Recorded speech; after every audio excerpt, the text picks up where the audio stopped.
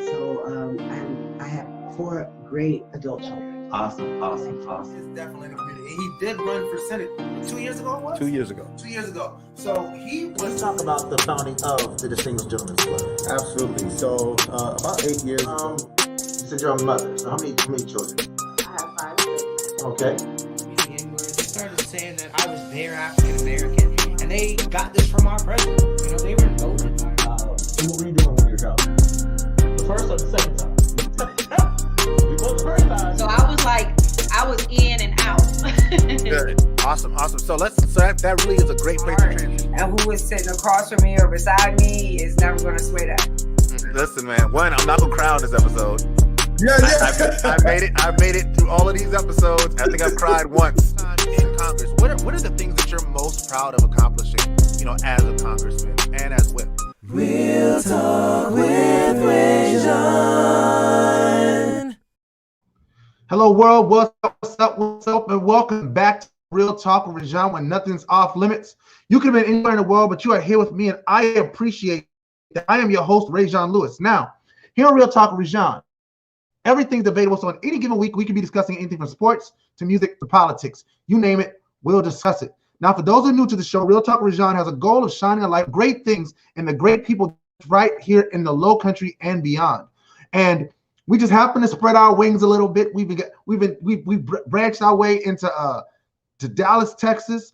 We've done some interviews in the north, and now we have gotten all the way to Hampton Roads, Virginia, to interview the executive director of Vision Driven 757, Miss Lindsey Anderson. Thank you so much for joining me, ma'am. Hi, how are you? I am good. How are you? Good, so good to be here. Thank you so much for having me. Man, no problem. Just I'm glad that we were able to link. We'll talk a little about meeting on Clubhouse, which is cool. But I wanted to first of all, please, for those who don't know you, please introduce yourself to the audience. Sure. So my name is Lindsey Anderson. I am the executive director of Vision Driven 757, which is a nonprofit organization in the Hampton Roads area designed to enhance the lives of our youth. I am also a reading interventionalist for Portsmouth Public Schools. I work with K through 3rd graders who are below reading level. I do new business consultations, and I'm actually working on a couple other certifications. Can't speak on those yet, and a couple other things. But I'm about the people, and especially our kids, and what they need and what our community needs to be better for our kids. So that's my whole heart. That's why I do everything that I do. I love that. And that's something we definitely do applaud here on Real Talk with Rajon, the people who are in the community, you know, making impact, boots on the ground, not just talking about it, but being about it. So let's talk about let's go back a little bit further. Let's talk about Lil Lindsey. What was Lil Lindsey like? Lil Lindsey wanted to be famous. I wanted to be Kiki Shepard. I was like, what? They will pay you to be beautiful and stand on a stage? That is the job for me. That is a dream job. Like, why can't I do that? That was my whole goal in life until about 7. I wanted to be Kiki Shepard. I wanted to stand on stage in ball gowns and just wave my hand over people's heads. But shortly after that, I wanted to be famous. I wanted to be in front of people, make an impact, be big. Everybody know my name.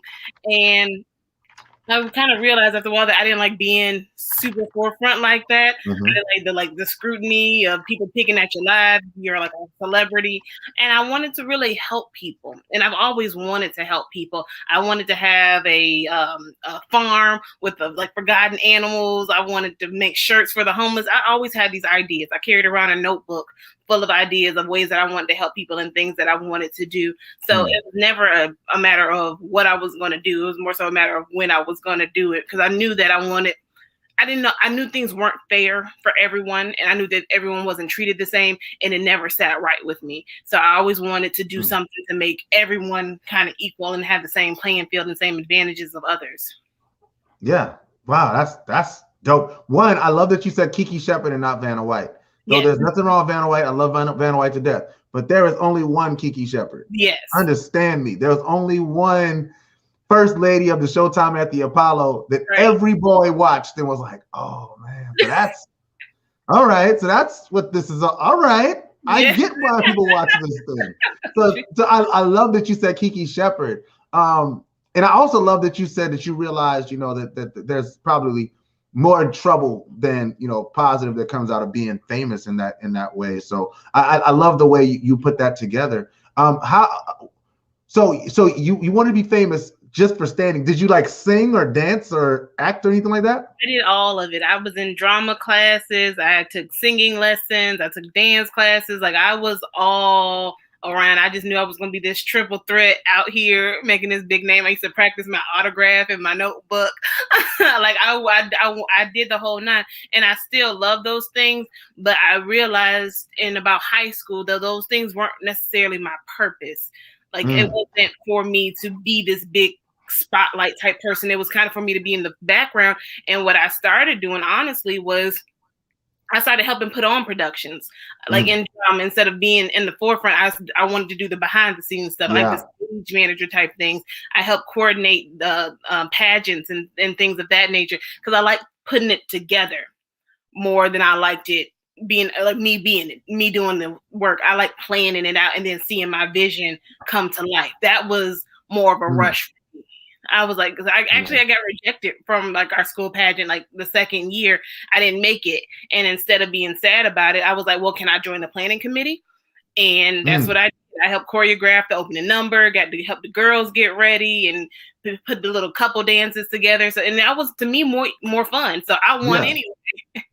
I love that. So how did that transition into your life in the work in the nonprofit sector? So once I realized that I like planning and I like putting stuff together, I started working like in my church with the youth, doing like praise-ins and youth nights, game nights. I would help plan events and things like that because I liked planning. And once I realized that I like planning, I was like, I could probably do bigger events. And when I had the idea to start doing these events and these networking type things, I was like, this should be a business. And initially, Vision Driven was supposed to be a platform for new and aspiring entrepreneurs to kind of network, collaborate, showcase each other's spotlight. And I was going to do events based around that. The first event I was going to put out was going to be a conference called Boss Up. And I was going to have all these local entrepreneurs share their journey, have food, giveaways, all that good stuff. And no one bought tickets. I saw like one ticket and had 2 vendors. Wow. And like, I was like, oh, this is a fail. This is an epic fail. But when I went crying to my mom and my friends about it, they were like, who are you? Like, that's not what you do. You don't fold under pressure. Like, you're not even supposed to be doing this. You're supposed to be working with the kids. That's what you do anyway. So why not do that? So with like a month and a half left, I scrapped Boss Up and I created Building Bosses. After having a conversation with my mom, she was like, we have to rectify the village. We have to build some bosses. We have to get these kids ready for the next step in their lives. And I was like, that's what I'm supposed to be doing. That's the big thing. And that birthed Building Bosses, which was the very first event that I put on under Vision Driven, which turned into a whole organization years later. We did that first conference in 2018. Wow. And we had 75 kids come. We had like 6 speakers. We talked about health and wellness, resume building, how to present yourself in a room, interview tips, life after high school, entrepreneurship, just all kind of things to help these kids become functioning, thriving adults. So me failing turned into all of this. Wow. I love that. I love the way you like even the fact that, like Vision Driven, like, even when that one endeavor didn't work out the way you wanted it to, you were still so locked in that you were able to go back to your mom and get that what are you doing? What are you doing feeling sorry for yourself? Know, like if that didn't work out the way you wanted it to, there's still something in there. And so you created the Building Bosses. I love that. So can you talk a little bit more about Building Bosses and what goes into that? So Building Bosses is our annual conference. It's usually held in January. And it's basically to spotlight young entrepreneurs and to get our young adults prepared to go into the workforce and to go into adulthood. So the first year it was kind of simple. Last year when we did it, because we were able to do it before the pandemic in January, we had like 8 youth vendors that had their own little businesses that they had created, lip glosses, bath bombs, artwork. We had youth showcases. So we had dance teams, singers, poets come out. And then I had local entrepreneurs, local people in business come out, talk about finance, talk about health and wellness, entrepreneurship, mental health, how to build your resume. And then because we had so many entrepreneurs in the room, they were like blessing all the youth. Like, if you want to start a business, I got your first 100 business cards on me. Everyone go to this vendor table right here. I'm gonna buy as many lip glosses as she has. Like, I'm selling her out. So y'all come to this table. They get books. It was amazing. This year, because of the pandemic, we had to switch it up a little bit. So we are doing it virtual, but it'll be during spring break, which is April for us. And we're just going to have like an online, almost like an academy where they can come in and tap into the different rooms still to get that information and that insight and not feel like they're like in virtual school still, but to be a little bit more hands-on. I love that. And do you have the date for that yet? It'll be released on April 5th. April 5th. All right. I love that, because so since it's going to be virtual, that means it's going to be open to more than just Virginia, right? So people in South Carolina get to part in it, right? Yeah. So if you have an aspiring youth entrepreneur, which I know several, you need to be making sure that you get with Ms. Lindsay Anderson and Vision Driven 757. Where can they get information about that event? It will be posted on our website, visiondriven757.org. It will be all on our social media platforms. So Twitter, Instagram, Facebook, everything is Vision Driven 757. And then if you're part of our mailing list, it'll go out in our blurbs as well. I love that. I love that. Thank you so much. I wanted to make sure I took the time to do that, because especially in this era where things are more virtual, we gotta make sure that we're connecting this entire globe if we can. I mean, that's people that we can impact. There's a conference that we have here called the Dream Girls Conference. That's normally an in-person conference. It's that women's empowerment conference for the young ladies. And because of COVID, they haven't been able to do it in person, but they opened it up to virtual. And now people are coming from, I mean, there's people that's going to be taking part in it. I think she said from like Nigeria and England and China. Like, people are really going to be tuning in from all across the globe. So I'm really hoping that you have that multitude of success that comes with that. I just love that. You spoke about the impact of your mom. Can you talk a little bit about how your mom has guided you, as you've navigated this journey from wanting to be a famous girl as a young person to where you are now as executive director of Vision Driven 757? Yeah, well, it's both of my parents. I grew up in a household influenced by entrepreneurship. My dad has always told me, if you can't find a job, you make a job. And I've seen them do it. Like, everyone at one point in time worked for my dad's company, and what he did with the youth. My parents worked with youth. They worked with juvenile delinquents for a period of time. So being in the house with them, seeing them try different things that might not have worked or that did work, or whatever the case may be, I always saw them pick themselves back up. So being in that surrounding, being in that environment, my mentality has always been like, okay, if it doesn't work, it doesn't work, but at least you tried. You know? Or if this job isn't working for it, then you hustle. I've had businesses since I was 17. I was in college making cupcakes and cakes to just make some extra money on the side. And I did that well into my adulthood life, just as a little side hustle, some extra money. But that was my first taste of business. And then when I started Vision Driven as an LLC, I went to my parents. I'm like, okay, so this is what I'm thinking. What do y'all think about this? My mom has always been glue. She keeps everything together. She keeps everybody tight. So when I was trying to fall apart and break down, she's like, no, that's not what we do. We keep going, we try again, we get back up. And then my dad is there with all the business savviness and the sense of it all. He's like, well, what you need to do is here, and take that and put this here, and then boom, you got your money and whatever. Let me check your books. Let me see what this is looking like. So having their support, me and my sister, we have both become very business-minded people and able to move strategically and not be afraid to try things, not be afraid to fail, not be afraid to fall down. And that's from having the influence of my parents. I love that. And I love the fact that you highlighted your father as well, because a lot of times, we give all the love to mom, and mom definitely deserves it, but pops be like, yo, he was all right, he was around, or he wasn't. But like the fact that you are able to have the cognizance to say, nah, my dad was like, he was a stand-up dude. He did what he needed to do, especially in giving me the game in terms of that business savviness, and having mom there to give you that encouragement, like, girl, you better get up. Right. I love that. I just love that. I have 4 daughters, so my oldest daughters are in college now, so I'm very reflective when people talk about their parents these days. So sorry for getting all mushy and stuff. Yes, I love the parent look. I have a daughter of my own, so nice. So let's talk about. So yeah, building bosses. So what other events what other kind of engagements do y'all do in Vision Driven 757? So we do building bosses. Last year we started a new Black History initiative called Born Innovators, which was a Black History showcase where we just had people from the area. Again, locally, we had local chefs being food vendors. We had a variety of vendors selling their products. We had a showcase, multiple dance groups, singers, songwriters, organists, all kind of things. So it was just a celebration of Blackness. This year, we are doing it virtually. We're doing it actually tomorrow on Facebook Live on our Vision Driven 757 page. So we'll be doing that virtually. Last year during the pandemic, we also started a lunch initiative for our kids called Lunch on Us. It's for the children that aren't able to reach the designated pickup sites because they're home by themselves or they don't have access for whatever reason. So we would make and deliver lunches.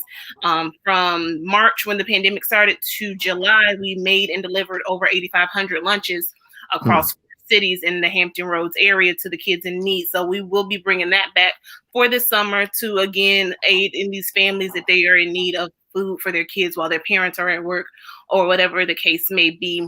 We do Thanksgiving, doing meal kit boxes, and we do Christmas. We started Christmas last year doing an angel tree. This year we'll be doing another toy drive.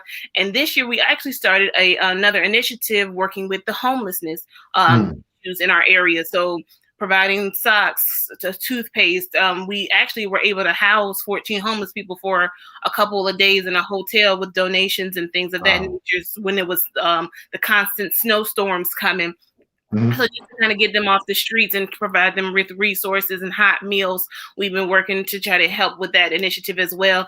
It's a lot, so that is a little bit slower moving, but we are out here for the people. So we're doing a lot. We're doing a lot of boots on the ground type grassroots initiatives right now, just to be out here and let people know that we're here to help. I love that. I mean, it sounds like you guys do so much. Do you ever feel like maybe like y'all are spreading yours a little too wide, or do you feel like this, like, or like this is this like the model? Like we're just whatever problem needs to get solved, we're gonna attack that problem. It's the model. Honestly, we can't have functioning kids if their households aren't functioning. So it is a little widespread, but everything that we do is necessary in the wholeness of these kids' lives. You know, when we were doing the lunches, we were giving them toys, we were giving them books, we were giving them science kits to make sure that they still felt like people were looking out for them. They could still go outside and play and interact. They could still have fun times. We do a school drive to make sure that they're ready for school. Thanksgiving is, the holidays. You don't want to be without or have less than or watch your kids struggle or hurting because they don't have food or they don't have toys. So we're here for every avenue of it and every aspect of it. So if nothing else, these kids know someone's looking out for me. Someone has my back. And it is a lot. It is. I'm not going to act like it's not. It's a whole lot.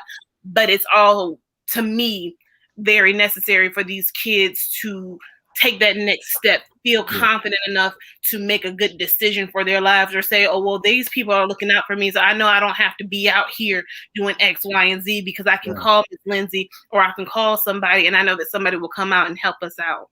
Wow. I love that. And I love the passion with which you speak about it. Like, that's the thing about that I always find people in the nonprofit sector, man.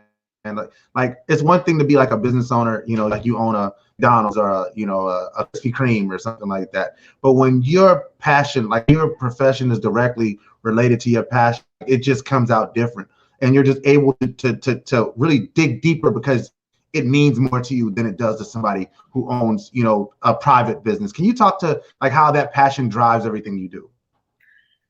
Literally, like vision driven, like it's in his name. Like I saw in my head this space where everyone was happy and had what they needed, and that is what I'm driving toward. Like that's what I'm going towards, and it's not going to happen overnight. It's a ever progressive process, but it's slow and steady. So I wake up with the intent of how can I make a child's life better? What can be done? I work in the school system so that I could get a firsthand glimpse of like, what does your whole day look like? And being in the school system, that encouraged the lunch program to even start, because I thought about my kids first. Like I know some of my babies get these meals from school. Like they depend on that breakfast and lunch because that's all they're eating today. They don't go home to anything. I know my baby over here has 8 other siblings and they're in a single parent household. So they need help, so knowing those things firsthand, having that experience and being exposed to it constantly makes me want to do more, makes me want to help more, makes me want to be here for these kids more, because they're not bad kids. They're not, they're not delinquents, they're not misfits, they are misunderstood, and usually they're hurting. And it's not anything that should be shunned or pushed away. It's something that should be, okay, let's talk about it. Okay, let's find what do you need from me? How can I support you? How can I help you? Like, do you just want a hug? Because I can just give you a hug, that's fine. But if that's all you need, that we can do that. But whatever you need, come talk to me. So it's a thing. And then I look at my daughter. I know what kind of world I would want her to grow up in, and I know what kind of person that I would want her to become if she's emulating me. So I make the choice to make sure that I'm trying to be the best role model for her every chance I get. Now it's to the point I'm talking or I'm about to do something. She's like, "Oh, do you have an interview? Do you have a meeting? Don't forget to tell them you have an LLC. You're a nonprofit." I'm like, "Girl, you are 6. What are you talking about LLCs and nonprofits for?" It's because she follows me. She does what I do. So being that role model for her, being a role model for kids in the community in general, and just knowing that there is hope and that there's better out there for these kids drives me to go so much harder for them every day. I love that. Let's talk about your community support. So you are, I saw on the website, I keep using Hampton Roads, Virginia. Is that where you actually live, Hampton Roads? Yeah. Okay. So have you received support from like your local municipalities, or are your donation fundings pretty much just from like the donations of like people in the community, or does have the mayor and elected officials taking interest in the work that you do and supporting it financially?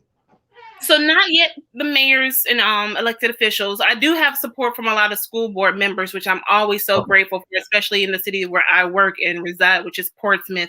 We have partnered with a lot of local churches to do a lot of initiatives. They have partnered with us to help deliver the meals and to do school supplies.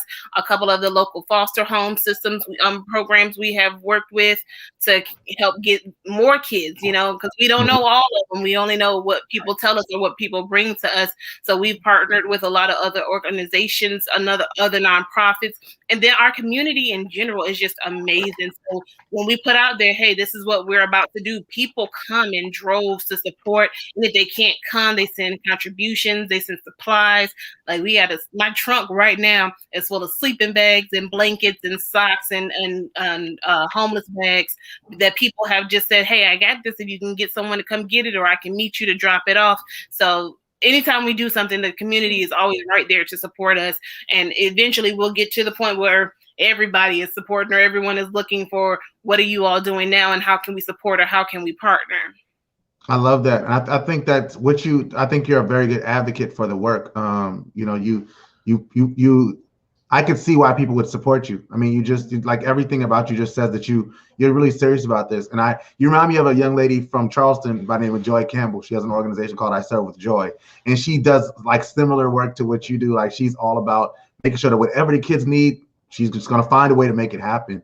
I'd love for you to connect with her. I'm going to try to connect y'all if y'all haven't already connected through Clubhouse.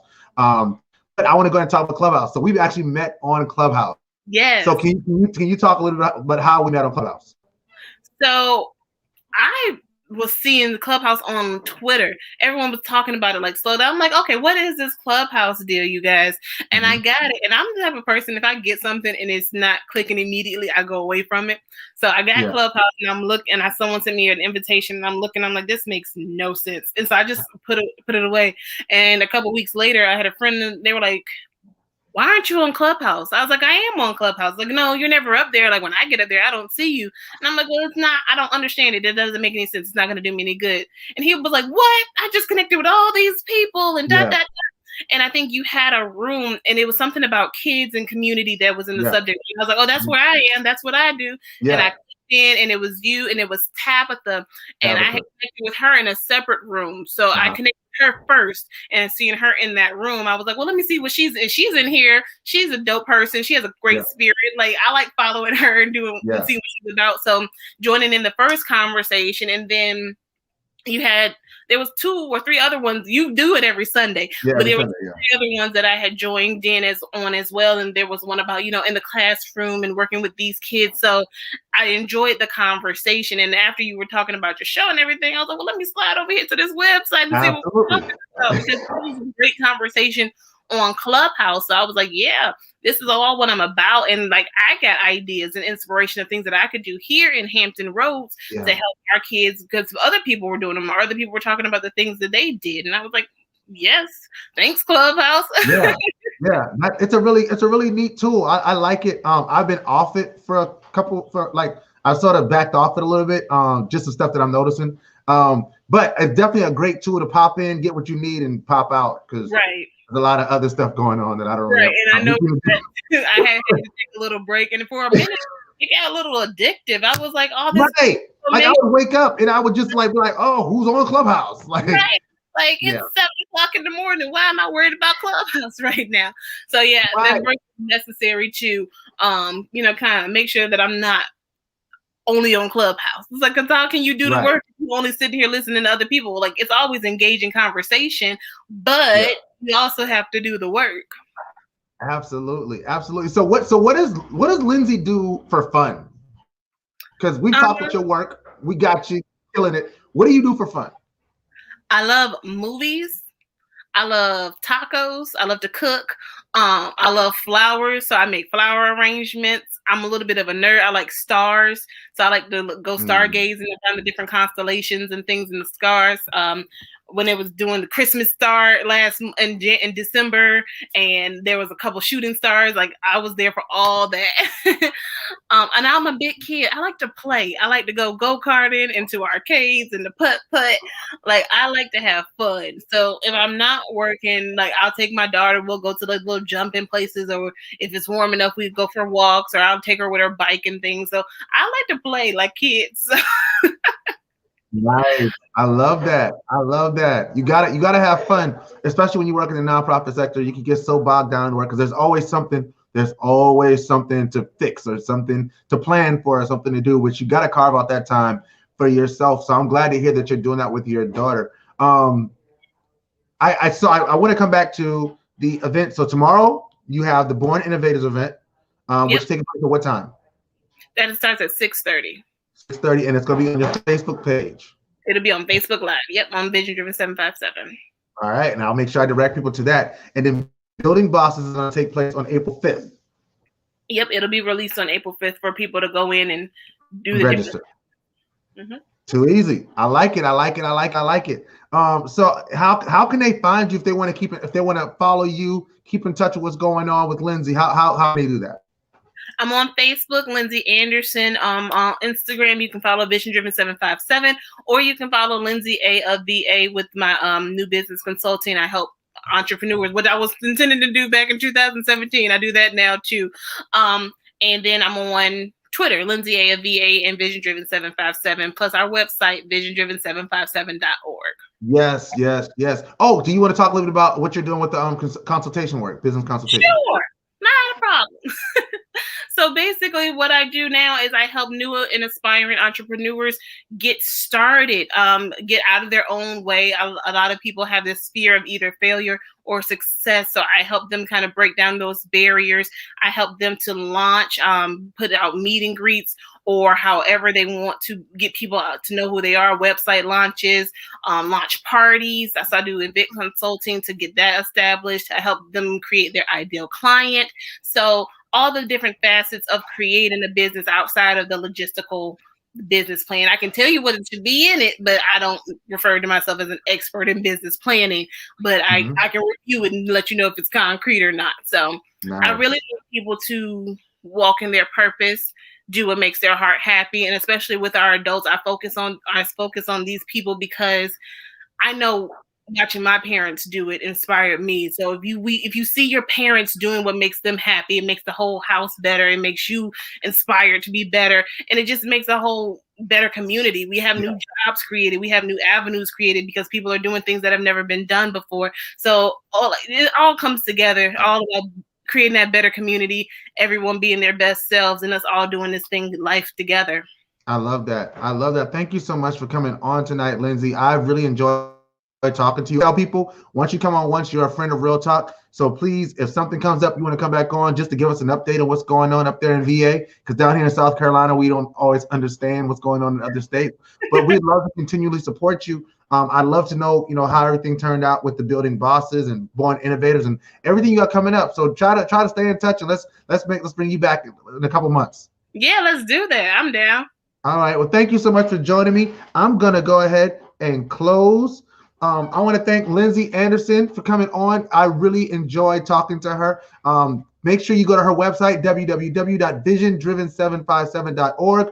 Also follow her on Facebook, Instagram, Twitter. And if you're on Clubhouse, holla at her on there too. She's really cool people and she gives really great insight. Hopefully I will hear her on when we come back to What About the Kids, when we get started back on this Sunday at 6 p.m. from 6 to 7 p.m.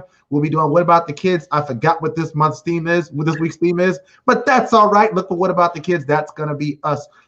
Thank you, everybody who watched this week. As you know, we do this show every single week on Wednesdays from 7 to 8 p.m. Next week's guest will be Miss Dewana Brockington. Miss Dewana Brockington, and she is actually an author. She's writing women's empowerment comic books. Didn't see that coming, did you? Make sure you tune in next week to check her out. She's going to be dope, just like most of my guests are. I can't say that all of my guests are dope, but the vast majority of them are really, really, really dope, and I enjoy having them on. If you don't already, please subscribe to my channel. I need more followers. That would be helpful. But thank you for watching. If you did not subscribe already, please do so if I didn't ruin it just now. I am accepting speaking opportunities when it's not COVID. But I also expect accepting virtual speaking opportunities as well. Go to my website, www.talkwithrajan.com. And if you would like to come on the show, if you are doing something in your respective community, whether it be here in the Low Country or anywhere across the world, I would love to interview you as long as you're available at the time slot. Go to my website, www.realtalkwithrajan.com. In closing, always remember that God is everything, and without him, we are nothing. So never forget where your help comes from. And if a man doesn't stand for something, he's bound to fall for anything. Now that is Real Talk. I will see y'all next Wednesday night.